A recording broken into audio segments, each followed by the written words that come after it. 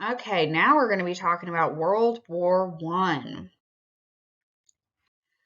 So, the start of the war was led by the assassination of the Archduke Franz Ferdinand, but the underlying causes of the war included militarism, alliances, imperialism, and nationalism, also known as Maine. Wilson declared U.S. neutrality at the start of the war because he was like, we ain't getting involved in this mess. So the British declared a naval blockade against Germany, seizing any ships, including U.S. ships, and Wilson protested because he wanted freedom of the seas.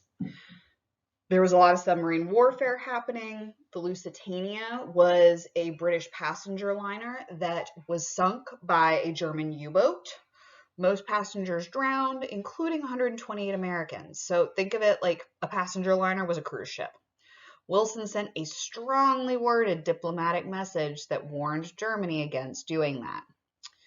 Then a few months later, 2 more Americans died when Germans attacked another passenger ship.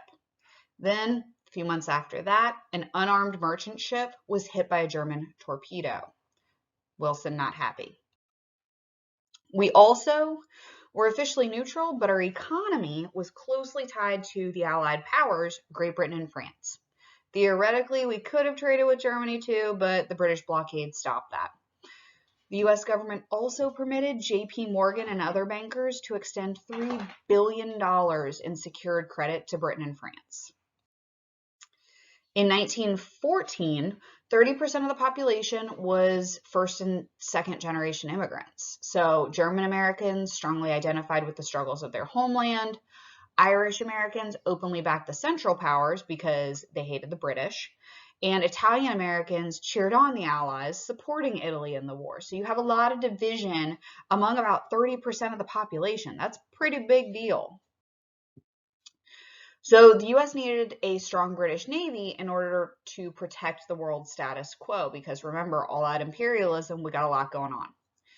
Eastern Republicans looked for greater defense expenditures to prepare the military starting in 1915. The National Defense Act increased the regular army to over 175,000 and approved the construction of more than 50 warships in just 1 year. Now, many Americans were adamantly against the war and doing any preparedness. So that include populists, progressives, socialists, women's suffragists were also against a military buildup. So a lot of people not cool with having a war. In the election of 1916, we have Charles Evans Hughes, who was a Supreme Court justice and former governor of New York, becoming the presidential candidate from the Republican Party, while Wilson was the Democratic candidate. Democrats campaigned under the slogan of, "He kept us out of war." Yeah, well, okay, that lasted a long time. Wilson's record of progressive leadership and Hughes's weakness as a candidate led to Wilson overwhelmingly winning. Now, the decision for war. In January 1917, Germany resumed its unrestricted warfare. Then came the Zimmermann telegram, where U.S. newspapers printed the shocking secret offer made by Germany over to Mexico, and it was intercepted by British intelligence. Made a lot of people really mad because in that letter, it said from Germany, "Hey, Mexico, if you help us out, we'll give you back all the land you lost to America." So you're looking at like Texas, Arizona, New Mexico, California. A lot of people were pretty mad about that. Then the Russian Revolution started, where Russian revolutionaries overthrew the Tsar's government and proclaimed a republic, only to be overthrown a few months later in November by a communist government. So on April 6th, 1917, there was a declaration of war by the United States. Now, the wartime industry and labor, we have the War Industries Board, which set production priorities. The Food Administration encouraged American households to eat less meat and bread so that that food could be shipped abroad for French and British troops. The Fuel Administration focused on efforts to save coal, including the creation of daylight savings time, which we still have today. The Railroad Administration took public control of the railroads in order to coordinate traffic and promote standardized railroad equipment. And the National War Labor Board won concessions during the war for an 8-hour day and union membership increasing. As for finance, the war government managed to raise $33 billion in 2 years through loans and taxes. Now, public information. We had the Committee on Public Information, which was essentially a propaganda agency. Artists, writers, performers, movie stars depicted the heroism of the boys fighting in the war and the villainy of the Kaiser. They created films, posters, pamphlets, and volunteer speakers urging Americans to watch out for German spies and to do your bit for the war. They basically attacked all things German. Then the Espionage Act in 1917 provided for imprisonment of up to 20 years for people who either tried to incite rebellion in the armed forces or obstruct the operation of the draft. Yay! Then the Sedition Act, which prohibited anyone from making disloyal or abusive remarks about the U.S. government. People weren't really having anybody talking bad about the U.S. government this time. Then came the Supreme Court case Schenck versus United States. The Espionage Act was upheld as constitutional. A man was imprisoned for distributing pamphlets that were against the draft. Schenck said there's a right to free speech, but it can be limited when it represents a clear and present danger to the public safety. Think about it like if somebody yells fire in a crowded building and there really isn't a fire. That's not freedom of speech. That's actually limited because it represents danger when you can have like a mob mentality.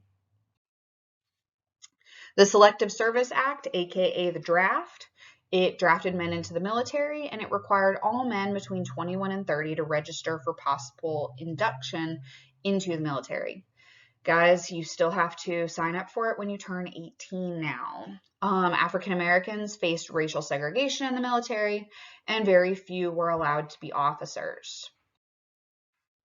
As for society, we have more jobs for women because you got men going over to fight in the war, and an increased migration of Mexicans and African Americans. Most were in the Southwest and Midwest and then traveled north to fill jobs that were opened up by the war. As for naval operations, ship construction was enhanced to combat German submarine warfare. And there was also a convoy system of armed escorts for groups of merchant ships to protect our business interests. Now for fighting the war. The American Expeditionary Force was commanded by General John J. Pershing. And the first U.S. troops to see action were used to plug weaknesses in the French and the British lines. The last German offensive was at Bellewood in June of 1918. And the Allied offensive succeeded in driving back an exhausted German army to the German border. The U.S. casualties after only a few months of fighting totaled nearly 49,000. More people ended up dying from disease because of that flu epidemic in training camps, which led to a total number of U.S. fatalities at 112,432. On November 11th, 1918, on the 11th hour of the 11th day of the 11th month, the Germans signed an armistice surrendering their weapons. So Wilson created this plan for securing the peace. He wanted recognition of freedom of the seas, meaning you could be a merchant and not be attacked, or you could be a passenger liner and not be attacked. He also wanted an end to the practice of making secret treaties. He wanted a reduction of national armaments, an impartial adjustment of all colonial claims, self-determination for various nationalities, the removal of trade barriers, and basically a group for the purpose of making sure we had political independence and territorial integrity, known as the League of Nations. At the Treaty of Versailles, the Big Four negotiating were David Lloyd George, the Prime Minister of Great Britain, George Clemenceau of France, Orlando of Italy, and Wilson from the U.S. As for peace terms, Germany was completely disarmed and stripped of any of their colonies. Germany was forced to admit their guilt and pay reparations to both Great Britain and France.